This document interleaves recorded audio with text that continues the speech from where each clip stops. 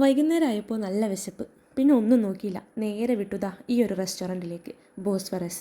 ഇതൊരു ടർക്കിഷ് റെസ്റ്റോറൻ്റാണ്. പുറത്തു നിന്ന് നോക്കുമ്പോൾ ചെറിയൊരു സ്പേസ് ആയിട്ടാണ് ഞങ്ങൾക്ക് തോന്നിയത്. അതുകൊണ്ട് തന്നെ കയറണോ വേണ്ടയോ എന്നൊന്ന് സംശയിച്ചു നിന്നു. വേറെ ഒന്നുമല്ല, മക്കൾക്ക് കളിക്കാനുള്ള സ്പേസ് ഉണ്ടാവുമോ എന്നുള്ളൊരു ചെറിയ ഡൗട്ട് ഉണ്ടായിരുന്നു. അവർ ചെറുതാണെങ്കിലും അവർക്കുമല്ലേ കുഞ്ഞു കുഞ്ഞു ഇഷ്ടങ്ങൾ. എന്തായാലും കയറി നോക്കാമെന്ന് കരുതി അകത്തേക്ക് കയറി ഞങ്ങൾ ഞെട്ടിപ്പോയി. നമ്മൾ പയ്യന്നൂരുകാരുടെ ഭാഷയിൽ പറഞ്ഞാൽ എൻ്റെ അമ്മോ എന്തെന്നാ പാങ്ങ് കാണാൻ. വലിയൊരു ഡൈനിങ് ഏരിയ, കുട്ടികൾക്ക് കളിക്കാനുള്ള ചെറിയ പാർക്ക് എല്ലാം ഇവിടെ സെറ്റാണ്. ഗാനയിലുള്ള ഓൾമോസ്റ്റ് എല്ലാ റെസ്റ്റോറൻറ്റ്സും രാത്രിയിൽ കാണാനൊരു പ്രത്യേക വൈബാണ്. ഭക്ഷണത്തിനേക്കാളേറെ ഇവിടുത്തെ ആംബിയൻസ് ഇഷ്ടപ്പെട്ടു പോകുന്നവരാണ് ഞങ്ങളിൽ പലരും.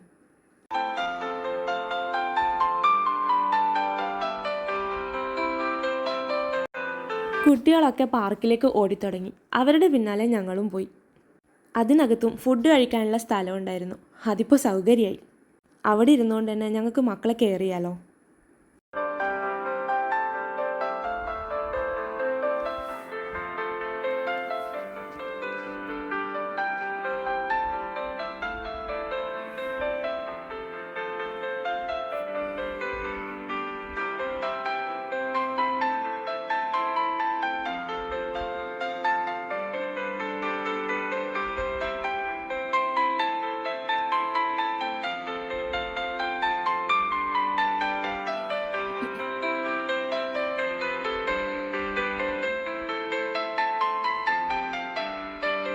ദാ ഇവരാണ് ഇന്ന് ഞങ്ങളുടെ കൂടെ ഫുഡ് കഴിക്കാനുള്ളത്, ധന്യയും ശരത്തായിരുന്നു.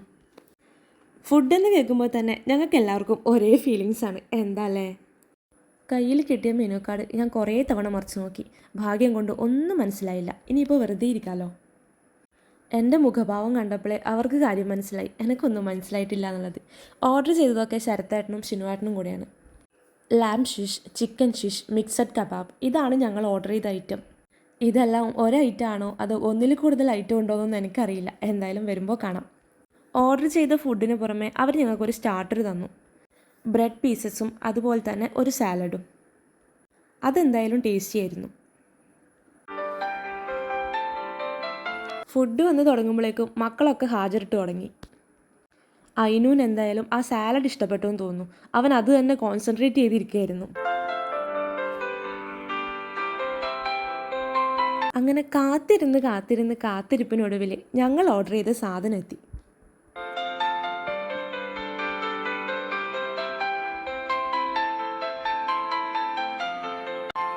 ഇതാണ് ഞങ്ങൾ ഓർഡർ ചെയ്തത്. ജോളോഫ് റൈസ് ഉണ്ട്, ഫ്രൈഡ് റൈസ് ഉണ്ട്, chicken, mutton, French fries, salad എല്ലാം ഇതിനകത്ത് തന്നെ ഉണ്ട്. ഇതാണ് ഞങ്ങൾ ഓർഡർ ചെയ്ത രണ്ടാമത്തെ ഡിഷ്. രണ്ടിൻ്റെയും ക്വാണ്ടിറ്റി ഒരുപാട് കൂടുതലായിരുന്നു. ഇതൊക്കെ ആര് കഴിച്ചു തീർക്കുമെന്നറിയാതെ ഞങ്ങൾ 4 പേര് മുഖത്തോട് മുഖം നോക്കിയിരുന്നു. എന്നാൽ പിന്നെ ഒരു സൈഡിൽ നിന്ന് അങ്ങ് തുടങ്ങാമെന്ന് പറഞ്ഞ് ഞാൻ ഒരു ചിക്കൻ പീസ് എടുത്ത് പ്ലേറ്റിലിട്ടു.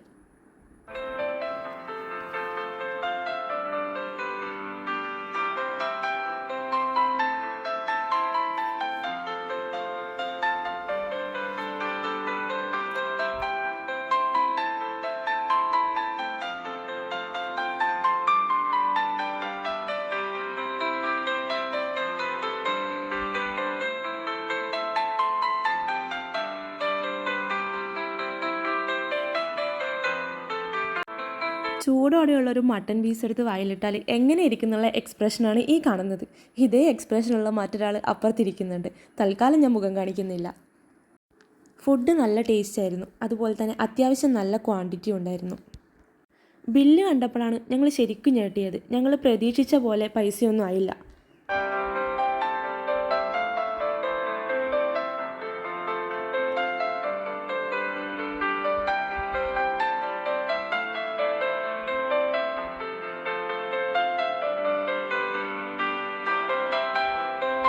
ഫുഡ് അടിയൊക്കെ കഴിഞ്ഞ് വെറുതെ ഒന്ന് നടക്കാമെന്ന് വിചാരിച്ച് ഞങ്ങൾ റെസ്റ്റോറൻ്റ് അകത്തേക്ക് പോയി.